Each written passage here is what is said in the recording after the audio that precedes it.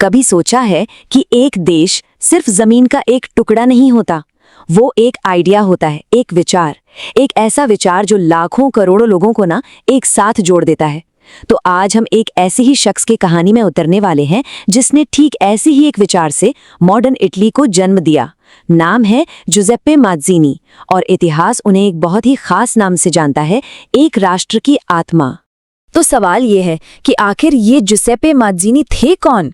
क्या वो कोई राजा थे जिनकी तलवार के जोर पर देश बनते थे, या कोई बहुत अमीर व्यापारी जिसने पैसे से ही पूरा नक्शा खरीद लिया हो?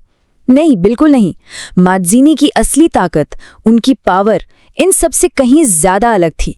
उनकी कहानी को समझने के लिए ना इसे ऐसे देखते हैं। सोचिए कि उन्होंने एक साथ 3 बहुत बड़े रोल प्ले किए और ये तीनों ही रोल आपस में जुड़े हुए थे और इन्हीं से मिलकर उस शख्स की पूरी तस्वीर बनती है जिसने इटली का मुकद्दर ही लिख दिया। तो सबसे पहला रोल एक नेशनलिस्ट का, एक राष्ट्रवादी। देखिए, उस वक्त इटली जैसा कोई देश था ही नहीं। वो तो जैसे किसी पजल के बिखरे हुए टुकड़े होते हैं ना, बस वैसा था, कई छोटी छोटी रियासतों में बटा हुआ।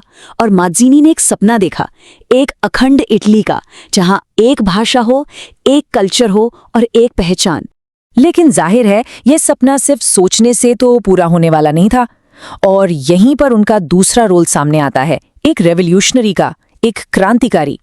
माज़्ज़ीनी को यह बात बहुत अच्छी तरह पता थी कि सदियों से जो सिस्टम चला रहा है ना, उसे तोड़ने के लिए सिर्फ बातें करना काफी नहीं है। बदलाव लाना है तो एक्शन लेना पड़ेगा, क्रांति करनी पड़ेगी। और देखिए, जब किसी के पास एक इतना बड़ा सपना हो और उसे पूरा करने का वैसा क्रांतिकारी जज्बा भी, तो लोग उसके पीछे चली पड़ते हैं।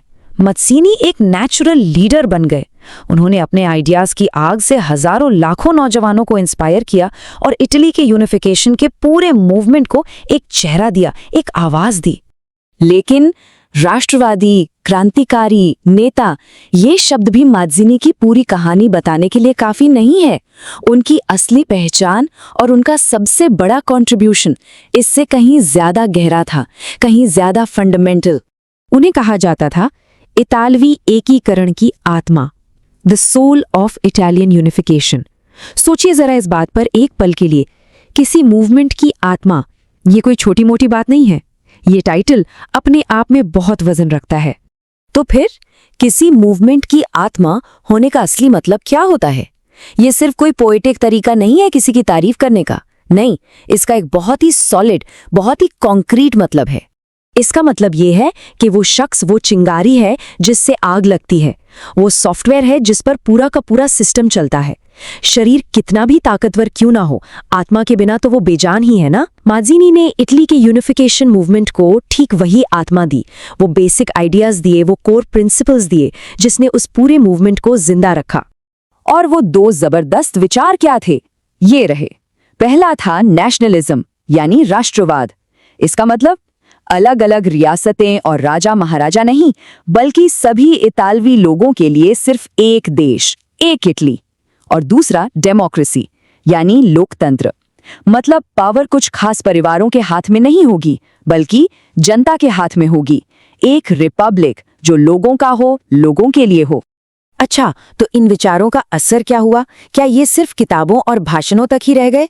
बिल्कुल नहीं। इनकी लेगेसी, इनकी विरासत आज भी जिंदा है। चलिए देखते हैं कैसे। असल में माज़्ज़ीनी ने वो इंटेलेक्चुअल फाउंडेशन तैयार किया, वो ब्लूप्रिंट बनाया जिस पर मॉडर्न इटली की पूरी इमारत खड़ी हुई। उनके राष्ट्रवाद और लोकतंत्र के जो आइडियाज थे ना, वो उस पूरे मूवमेंट का इंजन बन गए। उन्होंने ही लोगों को लड़ने के लिए एक वजह दी, एक मकसद दिया। और शायद यही माज़्ज़ीनी की सबसे बड़ी जीत है। उनका काम था ख्यालों को हकीकत में बदलना। उन्होंने एब्स्ट्रैक्ट आइडियाज को लिया और उनसे एक कॉन्क्रीट मॉडर्न देश की नींव रख दी। सोचिए, उन्होंने शब्दों से एक देश बना दिया। तो ये पूरी कहानी हमें एक बहुत बड़े सवाल पर लाके छोड़ देती है। अगर एक इंसान के विचार एक पूरे के पूरे देश की आत्मा बन सकते हैं, उसे एक नई जिंदगी दे सकते हैं, तो फिर सोचिए एक अकेला विचार असल में कितना ज्यादा ताकतवर हो सकता है।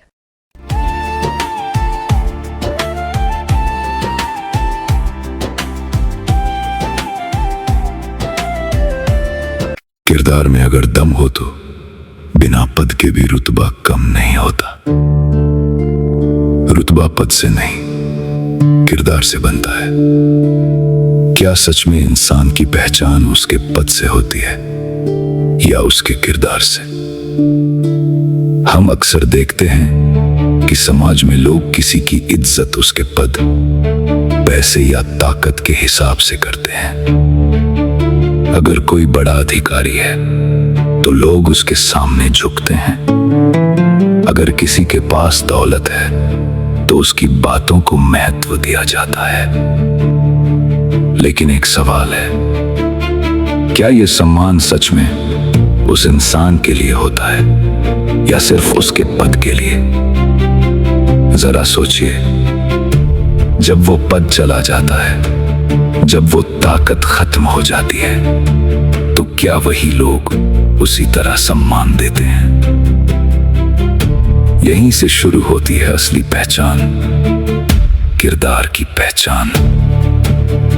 किरदार वो चीज है जो ना खरीदी जा सकती है, ना छीनी जा सकती है। ये वो ताकत है जो बिना किसी पद के भी इंसान को ऊंचा बना देती है। इतिहास गवाह है, कई ऐसे लोग हुए जिनके पास कोई बड़ा पद नहीं था, लेकिन आज भी लोग उन्हें दिल से सम्मान देते हैं। क्यों?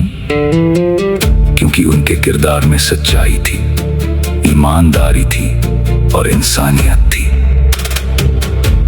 एक सच्चा इंसान जहां भी जाता है, अपनी पहचान खुद बना लेता है। उसे किसी कुर्सी की जरूरत नहीं होती। उसकी बातों में वजन होता है, उसके व्यवहार में अपनापन होता है।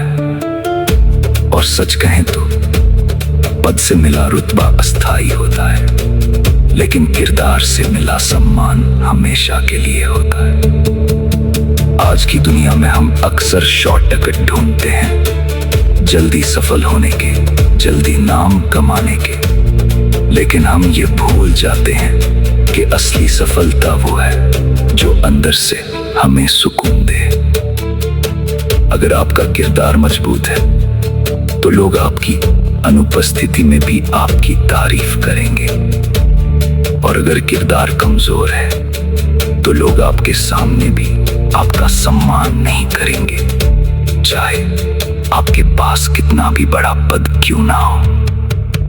तो दोस्तों, आज खुद से एक सवाल पूछिए, क्या मैं अपने पद के कारण जाना चाहता हूं या अपने किरदार के कारण?